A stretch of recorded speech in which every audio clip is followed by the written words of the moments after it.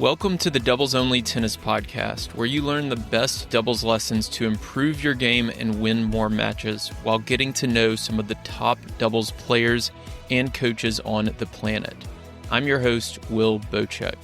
This podcast, my weekly strategy newsletter, and my website all focus on the goal of better understanding the sport of doubles and helping players like you improve faster through actionable advice that you can use in your very next match. My goal is to provide the best doubles resources in the world. And to do that, I study, analyze, and work with players at every level of the game, all the way up to the ATP and WTA tours. If you enjoy this podcast, consider becoming a Tennis Tribe member to go even deeper and take your doubles IQ to the next level. Members get access to premium podcast episodes, weekly video lessons, monthly strategy webinars, courses, ebooks, gear discounts, and a lot more. Go to thetennistribe.com/memberships to see all the benefits and sign up. Here's today's episode. In this episode, you're going to hear from a previous guest, Ben Rothenberg. Ben is a DC-based journalist and an author who has written for the New York Times, the BBC, CNN, and more. He hosts a podcast called No Challenges Remaining and wrote a book called Naomi Osaka, which he came on previously and talked about on the show. I wanted to have Ben on again to talk about doubles, which has been in the news recently, and he wrote about doubles has been kind of under fire again. The ATP has not announced, but there have been, I suppose, rumors, Ben will explain it better than I can, that they plan to basically cut the ATP doubles tour in half. The 1,000 level events will move from 32 to 16 teams, and then 500s will move from 16 to 8 teams. And the reason I wanted to have Ben on is because not only he wrote about this recently, but he doesn't necessarily see eye to eye with me on this. I think the ATP is making a big mistake. I think they should be investing in doubles. I think they should be marketing doubles, allowing the players to market it themselves. And Ben seems to think that this isn't necessarily a bad decision, but you'll get to hear from him in a second. And the reason that this is so important for me is because I think that we need to be having constructive conversations with people who don't necessarily agree with us all the time, as you'll hear in a moment. So I don't want to elaborate on this too much. You're going to hear about a 20-minute chat with Ben. At the end, he did have to run very quickly. He also had a little bit of a coughing fit at the end, and he is at Wimbledon, so he had or was pressed for time. So the podcast does end a little bit abruptly. But without further delay, enjoy this conversation/debate about ATP doubles with Ben Rothenberg. Hey everybody, welcome to the show. Today we have a little bit different of an episode. We are talking about ATP doubles, and we have Ben Rothenberg on. Ben, welcome. Thanks for having me again, Will. Yeah, thanks for coming back on. So there was a huge announcement in the past 24, 48 hours about ATP doubles. And I reached out to you because you had written about it for your publication Bounces. And I also wanted to have someone on who doesn't necessarily agree with me. I think today a lot of us, I mean, usually it has to do with like politics and stuff, which we're not going to talk about here, but people don't like to talk to people who disagree with them on the other side of the argument, right? And I don't think you and I see eye to eye on this stuff. So I think it's important that we share our perspective with each other. Maybe we change each other's mind on certain things, but it'll at least give the listener kind of both sides of the argument. So let's start with what was announced yesterday by the ATP. Yeah, I don't know if announced is the word I would use. It was sort of something that was bubbling a bit here at Wimbledon. Okay. There were just whispers about it. There had been basically a meeting held with basically a lot of maybe like, I don't know how far down on, but like let's say the top 50 doubles players at least were invited to this meeting to meet with their board reps. I think they have 2 board reps on the ATP Player Council, 2 or 3. who are in the Hmm. doubles sort of designated seats at that board, the player council. And they met with them after the council representatives had met with the ATP earlier, I think most recently in Rome, but maybe some follow up more recently than that, but initially in Rome anyway, about these proposals that the ATP was doing to basically reduce a lot of the footprint of men's doubles on the ATP tour and ATP tour events. With some pretty, I mean, the most drastic sort of thing, which is definitely drastic and pretty severe, is reducing the draw sizes by half at ATP Tour events. So going from 32 to 16 at 1,000 level events, and going from 16 to 8 at 250s and 500s. Um, that's a big slash for sure. And so we were hearing guys coming out of that meeting or hearing about this meeting who were talking about it, and then so I was trying to chase that down, talking to some people who were more aware of specifics of it, and then I got a statement from my steward from the ATP, just sort of clarifying what they were doing, which matched up with most of what I'd been hearing, pretty much.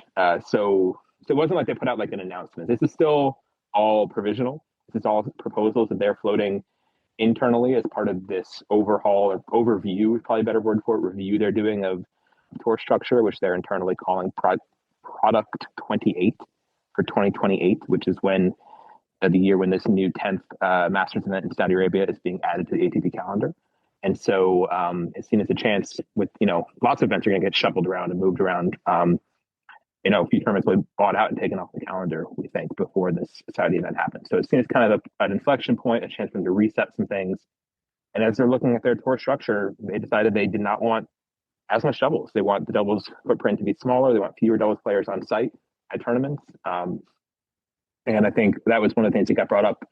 I was talking to people on the ATP side of this, which is the numbers of people just being so much higher in doubles than they were, when these structures were originally started on the tour decades ago. These are really old standing policies, these sort of draw size type things. Those have been in place for a long time. But right now, doubles players are almost entirely separate group. And so you have a lot more people there. And it's seen as one of the sort of, you could call it a cost cutting measure. You could see it as reallocating things. They were saying that, this money will be, that's being taken out of doubles purses from having these draws shrink. And also having the overall share of prize money shrink. Generally, the ratio at ATP tournaments has been 80% for singles and 20% for doubles. That's the general guideline, and it sticks pretty close to that within, at some point here or there, I think, at most tournaments. Now, I think they're looking towards what the slams have, which is closer to 90-10 in that split. Hmm. I think at Wimbledon, it's like 88-12 or something. So it's definitely going to have an impact on a lot of doubles guys for sure. Sorry, I didn't finish my thought. The money will go towards, they were saying, sort of singles players lower down the rankings, like guys outside top 50, maybe who are still Hmm. ATP level, but guys, between 50 and 150, let's say. So that's what they're saying, and obviously, it's completely expectedly and understandably, doubles guys are not happy about this because it definitely threatens their place on tour. It threatens the viability of the careers for a lot of them. It's going to shrink the pool, the population a lot, by half. I mean, you really are going to have to be one of the top, roughly 35, let's say generously, players, to be able to play Masters events anymore. Now it's closer to 64. So Hmm. it's definitely going to do a lot of tightening. And there's also, we can get to some of this other stuff. There's also, I think, genuine concerns about knock-on effects if that does happen. Like how much would there still be? There's already an issue in doubles, I think, and you can tell me. So, and I'll stop rambling in here and let you respond and No, you're good. take whatever bullet point you want to first. But about how tough it would be to break in and move up the rankings, to get into this upper echelon. If there's a really small crew of guys who have the key into these exclusive tournaments, then Right. win these big points. So I think if this does happen, then they have to really reimagine how the doubles ranking points works. I think they have to make them kind of divorced from the singles guidelines. Like just make it so it is more possible to move up. Because if you're winning one match at a 500 and getting points for making a semifinal, that's a lot of points, and it would take many challenger wins or something like that to ever compete with that. So there'll be work to do for that, but certainly it's kind of a long time coming in a lot of ways. I think in terms of the ATP, um, you know, seeing not you can. I think things you're probably going to bring up, like not sort of putting a ton of promotion or investment or focus into doubles.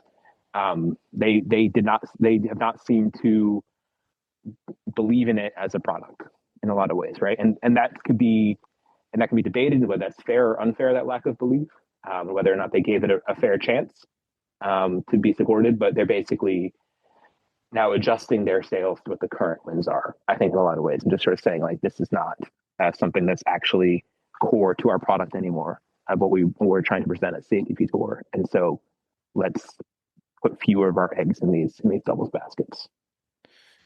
So overall, kind of to step back, is your understanding that the reason for these cuts is to save on both cost in terms of money and then also, regardless of the money, just reduce the number of players at these tournaments because it's maybe too crowded or too just resource heavy. I know it, I haven't been to a lot of the 1000 events overseas, but I know at Indian Wells here, Cincinnati's no issue anymore because the new facility's so good. But at Indian Wells, it is very crowded week one, right? Like or Yeah. back in the players area, the practice courts. I know players have trouble getting practice court time, especially the doubles players. So is that your understanding in terms of like why they are doing this? Because I'm trying to really understand why before I Yeah. form an opinion, right? Yeah, I wouldn't say so. It's not probably not going to be overall cost reduction. It's going to be reallocating the money that is being spent on doubles and doubles players to singles largely. I mean, it's Okay, singles yeah. benefiting from doubles is loss. It's kind of roughly zero sum. I mean, one of the things that got cited to me was that they project basically that based on current prize money patterns and projections, that by 2028, the total Slam plus ATP Tour level plus Challenger Tour level. This isn't my bounces story. Um, uh, Purse for the year long doubles this 2028 season would be about $60 million, and they're just Hmm. like that's too much money for us to spend on doubles prize money. So they want um, to reallocate more of that to the singles guys further down. Um, again, this lower parts of the top 100 probably not like challenger guys so much, but guys who are um, yeah, maybe a little bit outside the Masters direct cuts for these current Masters events, um, and put it there. And then yes, but then so that's where so it's not really overall cost cutting; it's just reallocating. But they're definitely looking to cut the number of players on tour, and there is definitely a crowding issue in a lot of these spaces. These are finite spaces that these tournaments take place in, and a lot of it is down. I mean, certainly like media, we get less access to some player lounges than we used to when I was first coming on tour. Kind of changed post pandemic largely. They used that as a sort of excuse for a while, this public health reason to not let us in some of the player areas, and then it became, oh, it's overcrowded. And a lot of these teams are much bigger. It used to just be for a lot of players either traveling with a coach or with nobody, and that was about it. And now people are much more likely to have significant others on tour, have a physio on tour. I'm talking singles especially, but also doubles, other various entourage people. There's just a lot more bodies in these spaces, and so they're looking at, and maybe they're allowing too much of that sometimes in terms of letting various other entourage in these spaces. But that's maybe tougher to art to push back on when you're dealing with big star players who want to have a coterie of like 10 people with them. Maybe that's a bit high, but it can be a lot of people basically picking this up. And so they're just seeing the doubles players there, again, especially early on in tournaments. Too, like you said, it's a bigger problem earlier on. And so what they're really doing essentially is cutting like the first round of doubles tournaments. When you cut a draw from 32 to 16, you're taking out the whole first round. You're taking just Yeah. half the teams. Um, Yeah. and the thing they said too is that when doubles does have the most value to tournaments are contending is at the end of tournaments when it's late rounds, when tournaments are especially vulnerable if something happens, like a withdrawal in a marquee singles match, to have a doubles match to put on court to still get the fans starting to watch. um, just have if there's someone rolls their ankle in the first set of a singles final on a Sunday and there's no other match, like having had doubles there is meaningfully, I think they think of an important part of the ticket, right? But first round, and there's still, I don't know, 8 singles matches on the cards, they're saying to add another 4, 6, 8, whatever it is, doubles matches also in that order of play is not something they think is as valuable, would basically be their Hmm. argument. So, I mean so that, the end of the yeah. tournament, what they're saying is really where doubles they think still has a place, but it's just making it shorter. Yeah, like I said, just basically cutting in half the amount of matches, the amount of first rounds, basically taking out first rounds as we currently know them. Yeah, it's interesting to me because like early, they've moved these doubles tournament starts at a lot of the 1000s to like a Friday start or even a Sunday start, right? And that second week of the 1000 event, like Monday, Tuesday, there's just not that many singles matches. So there is a lot of doubles first round. Mhm. And those ground pass holders are attending the doubles first round because that's like what's available. I don't want to get into the specifics on this. I'd be interested to see like they'd probably have to look at the numbers on like all of the 1000 level events, ground pass sales, how much time is on court for singles versus doubles matches, and so on. To, I mean, that seems like a math problem to me. I could try to break everything down into a math problem, but I bet the ATP certainly has data on yeah, attendance for matches, or if not attendance, certainly TV ratings, and that's another thing that like they've been, and I know it's not completely everywhere every single tournament, but they are producing I think nearly the big majority of doubles matches at pro level for tennis TV or for other broadcasts, and they're saying they haven't seen necessarily the return on investment they want from that. Those yeah, costs. That's one of the other costs that's involved with producing these matches.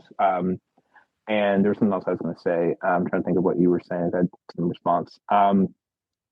The basically, I might blank on what it was. Sorry, but yeah. yeah, I think the I mean the it would be nice for some like transparency on some of this stuff because it makes sense that tennis TV doesn't get a lot of viewers for doubles. I'm not sure the last time you logged in and tried to watch doubles on tennis TV, but the viewer experience is terrible. Like, it makes sense that people wouldn't come back for doubles because there's typically no announcers. A yeah. lot of times, especially for the early rounds, like they're on the outside courts where the camera quality is like not great.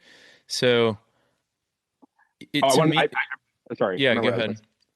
The other, I think, sort of big part of this, you want to say, I don't know, resignation or conceding some, giving up a bit on this, is they're kind of giving up on this notion that they can get singles players, the top singles players, I mean, even like top 100 single players, to play meaningfully more doubles. Like that's just Yeah, they've decided that was something they wanted certainly, and it's something they're kind of just saying is not proving feasible. It's not proving realistic. Like these guys just don't want to do it. They're so focused on singles. Singles is where the money is, and that could be changed. But singles is where the relevances and their careers are, and they train for that. And just having them play a meaningful amount of that. I mean, there's only like, and I did this looking myself. There's only like 4 players right now who are even top 100 in both. hmm, None of the top 50 guys in doubles right now are ranked even within the top 250 of singles. Like it's just like a total. Like it just doesn't it's not conducive for whatever reason. The specialization is happening for both sides, and so that was something that like I think this is a bit of a I don't know if a turning point, whatever it is, but sort of like them saying like this is not this thing we wanted to do where we would love to have the singles guys play more, and that would be how we bring eyes to doubles and relevance to use that word to doubles. Um, yeah. they just kind of like a little bit giving up on that. They're just saying that just wasn't working. That seems like obvious from the outset to me, just based on the prize money allocation, right? Mm, Like these singles players are making so much more. Like every second that's taken away from them, like taking care of their body for the singles match or working on singles specific skills, like is potentially lots of money off the table, right? yeah. And then of course, separately from the, or sort of separately from this, the majors, you've got the best of five, obviously, and like they just, it's you just can't do both, like No, and that's why this is a much sustainably. more issue for the Um, men and the women. I mean, it's the major best of five thing. That's a big issue. The yeah, women still have, I think it's 12 women who are currently both top 50 in both singles and doubles, who are like really viably being world class players in both men's and women. Sorry, both singles and doubles for the women. Men just don't have that, and that, I think the slams best of five prevents that. Excuse me. Also, would say Jessica Pegula was asked about it a couple times. I was with her in Berlin and here, and she got kind of similar questions like why she doesn't play as much doubles anymore. And she said, "I'd love to, but basically, when you play um, doubles at an event where you're also playing singles, the days just get really long. You play your singles match, and you just have to stay on site for many, many more hours waiting for your doubles match, and it just makes the whole thing more exhausting. And that's something too that as players are trying to manage their days more, that's just sort of pulling that double duty. And Pavula has said that with some regret, like she enjoys doing it, she likes doing it. She knows Coco. They used to be a very frequent team. They played together for the first time in quite a while in Berlin a couple weeks ago. They sort of lamented not being able to do it more, but just said like the reality of trying to manage their days. Um, Yeah. it just became kind of not a headache wasn't the word she used, but just became sort of a drag on her weeks. If because as a player you don't want to spend 10 hours a day or whatever it turned out being on the tournament site. You want to Right. It's a get lot. out and rest and have a life. Yeah. I mean, I would, my argument would be like they shouldn't have to do both. Like long term, if done the right way, the doubles tour doesn't necessarily need the singles players to play. That's my opinion. But if we step back at this and kind of look at it from a higher level perspective and just look at it from like a business perspective, right? They've got a part of their business that they're viewing is a cost and not producing viewers, not producing money, not producing ad revenue, all this stuff. Then why are they like half-ass cutting it? Just cut it all together or do it right. Yeah, I this is them kind of saying cut it all together on some, or maybe at least a three-quarter measure towards cutting it all together in some ways. Like this is kind of them saying it wasn't working, and there's obviously something that doubles players argue or doubles advocates argue all the time. Like there's this sort of chicken egg thing going on, right? Where like you don't promote it, then it won't succeed, but they don't. It's not succeeding. But they say it's not popular enough to promote, and if you promote, it's more popular. Yeah. I just think that I think doubles players and have men's doubles players particularly. I think have responsibility in this. I think, and we talked about this. I think when we last talked. I think that there's um, uh, that there's not the level of hustle or work being put into it by these guys to bring new eyes to their sport, to make the sport captivating, to entertain, to do tennis. Sports is an entertainment business. Ultimately, you're selling tickets to make people watch something. It's competing with other entertainment products. It's not just because you're good at it that you deserve to make a living, right? You have to have a product people want to watch, that people want um, to pay to watch, whether it's on Yeah. TV or whether it's in person. Like it's not. That's what the business of sports is.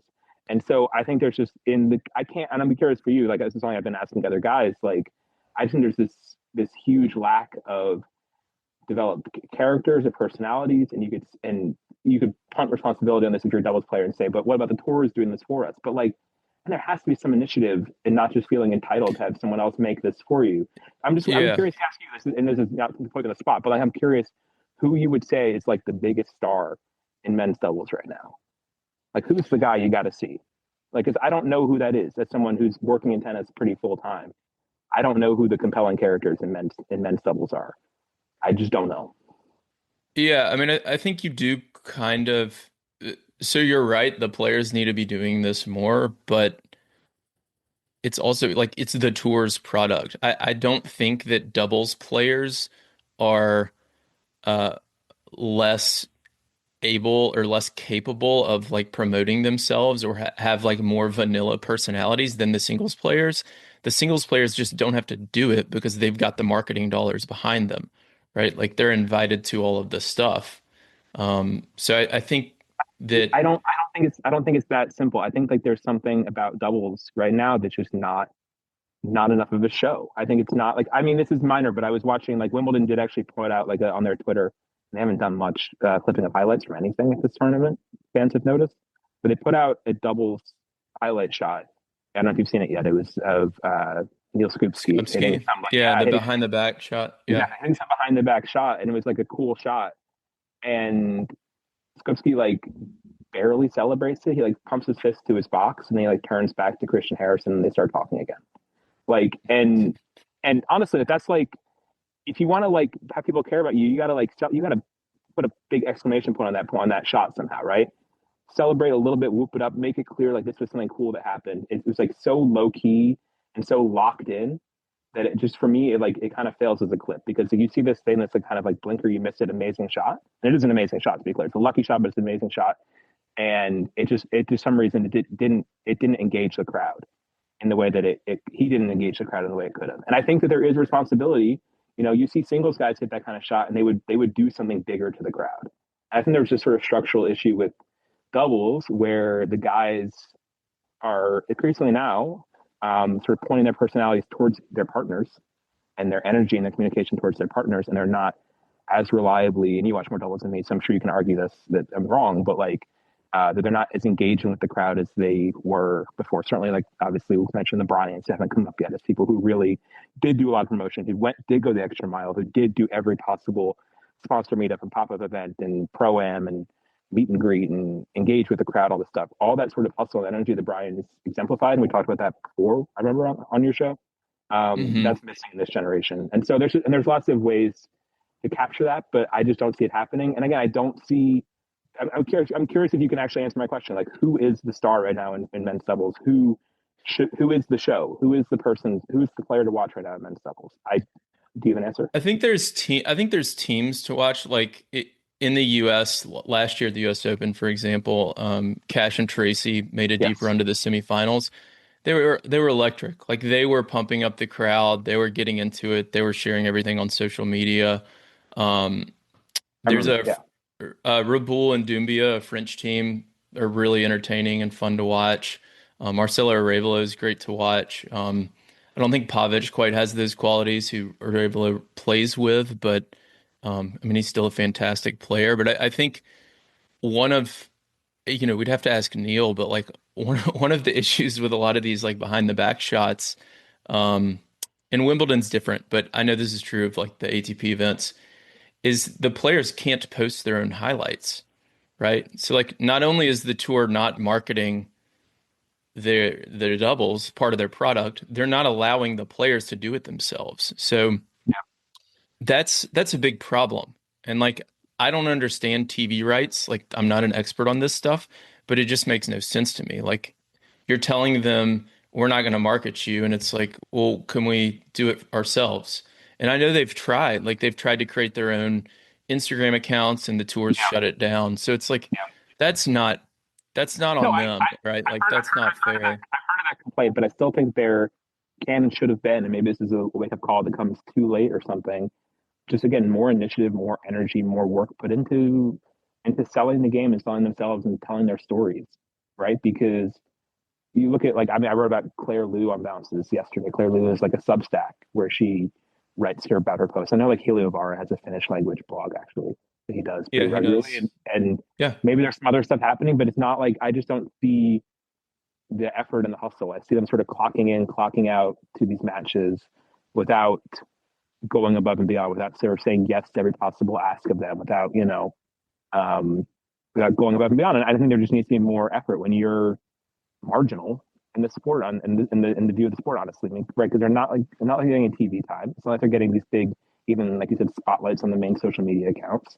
So there could have been, I think, more initiative, more work. And I obviously, yeah, a lot of people don't decide to be professional athletes in order because they want to make an Instagram, account and make vlogs or whatever, right? And they want to just be professional athletes and be serious about that, and very focused and tunnel vision on that. Yeah. But I think I mean, that I just think that the market for this was eroding. And again, I don't think the ATP would be cutting it if it worked, right? I don't think there's just, and maybe there is. I understand people think there's some disdain, certainly the Riley Apelkaism of the world that's increased in the last few years in terms of the openness and the disdain for some of the singles guys towards the doubles guys. And Bublik is, I talked about, he had a lot to say too. But I think that there was no reason why the ATP would have intentionally tanked this product. I do think they tried. I do think whatever investments they were putting in promotions were not yielding returns in terms of they mentioned a couple, campaigns they had done in the past, and it just wasn't moving the needle. And the other thing is too with doubles that I got to go relatively soon. yeah. But the other thing, the doubles is it's not new, right? Doubles has been in the market, has existed on the ATP level, let's just say, for more than 50 years. as a pro sport. Yeah, Doubles is people know what it is. Fans have been exposed to doubles. People have had the chance to see it. Yes, it could be more constant exposure, but it's not like you're inventing 1 point slam or pickleball or something that's like genuinely novel or new. Like doubles has had a lot of chance in the market to grab this audience and just hasn't done it. I just don't know. Like, I keep searching for these, and maybe they showed you like these promotional or marketing campaigns that the ATP has done, um, and I can't find them. Like, I don't think it's super recent. I'm I looking couldn't tell for you real off the top of my head. effort. Yeah, I Yeah, like I don't know how Eric. recent it is, but yeah. Well, someone told me once that back in like 08, 09, they made a big campaign for like 2 years. Hmm. Today is very different in terms of marketing than 08, 09, and social media. And like, yeah, again, just the suppression of like not allowing, even I spoke with a social media employee of a 1,000 level event within the past year. Hmm. And this person was literally posting for the tournament's account. And I said, why don't you post more doubles? And they said, we're only allowed to post 3 highlights a day for ATP, and it's Hmm. only the videos they give us, which is always singles. So, like, even if they have access to a video, this is the tournament itself, some epic Yeah. doubles point, like, they can't do it. So, this is not even like it goes beyond for me a lack of marketing, it goes to suppression, like Yeah. intentional No, and I get that. suppression. I get that And frustration. I get that's, that frustration. and I it's also just, like, but they've I got also think to, that it, and the doubles players can do more to promote themselves. Sure. Like, should they have to? No. But should they? Yes. Like, they absolutely should. I think that I get the frustration with the suppression. I definitely get the frustration with the doubles guys. The story I've heard, I'm sure I think you're referencing the same story. They offered to like pay for their own social media manager to run a double Hmm. specific Instagram account or social media platforms under an ATP doubles umbrella, and that got shut down. And that's frustrating. And that's obviously something that yeah, I think is tough to defend probably from the way that it's been framed. I haven't heard the ATP side of that incident, I don't think, but it seems like something to be reasonable for them to do.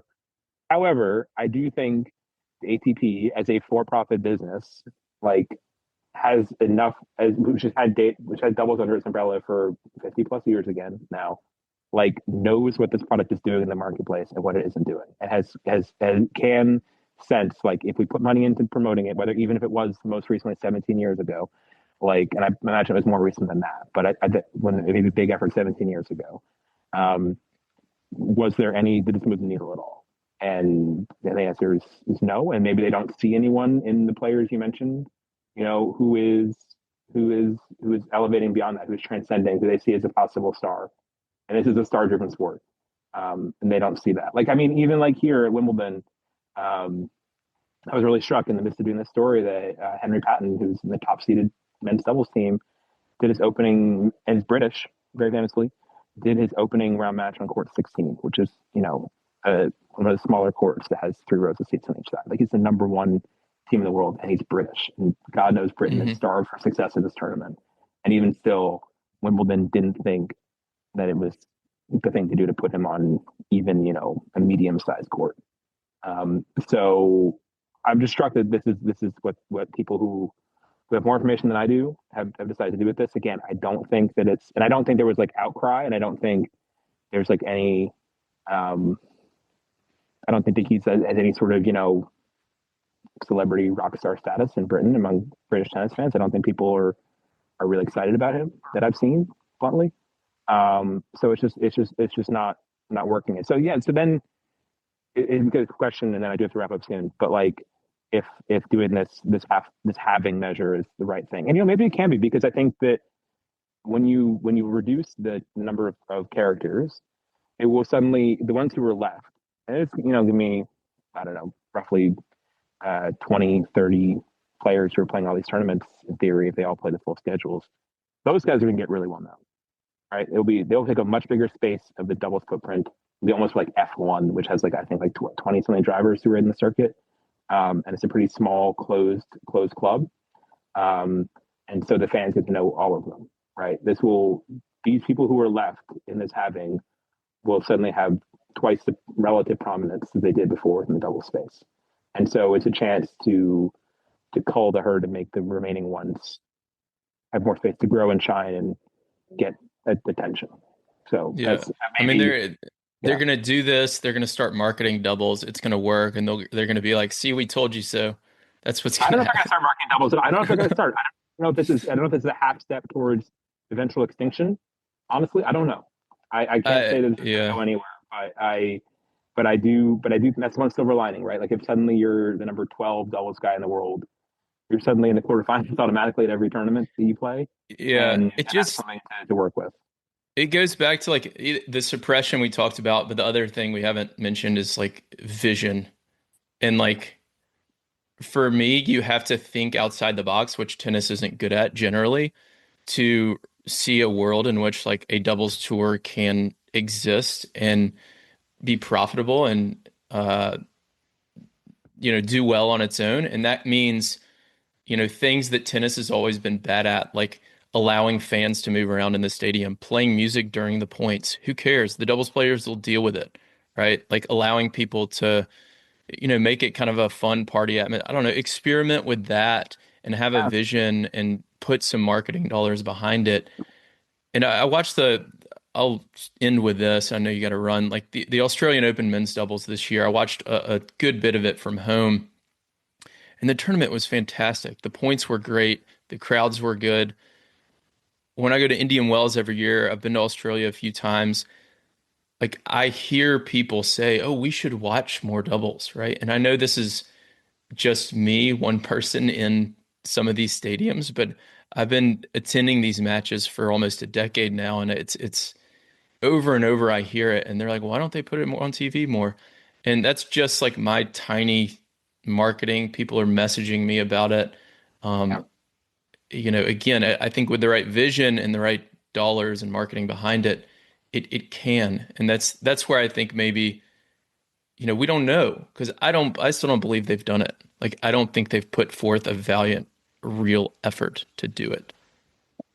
Yeah, I mean that I understand that feeling, and I also understand. Obviously, you exist, and your feelings are valid, and your preferences and your love of doubles. I'm not going to tell you that stop watching doubles, like or caring about doubles. I would never say that. And you're not alone. There's lots of people who are doubles fans, and I've been hearing from them a lot in these last 48 hours since the story kind of percolated out. But I do think that it must be a numbers game, and things like Tennis Channel have numbers on what their ratings are when they're showing a doubles match on their air versus when they're showing some singles match, and Yeah, it must be drastic enough to make them have the habits they've developed. And there can be exceptional circumstances, like obviously Venus and Serena, for example, are playing doubles here, we think, unless they pull out tomorrow, as we're recording this. And that's going to yeah, get big ratings for whoever shows it, certainly in the US. Um, but generally, that's the exception to the rule, and it's not doing that. yeah. So I Well, understand this frustration. I understand that, there's people want to watch the stars, right? Like people want to watch the stars. And the doubles is question is, big stars.